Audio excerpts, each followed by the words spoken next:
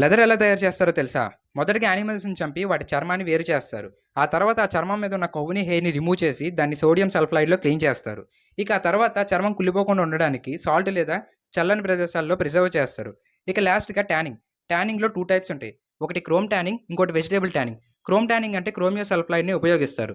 ఈ పద్ధతిలో ఏంటంటే లెదర్ ఫాస్ట్‌గా తయారవుతుంది.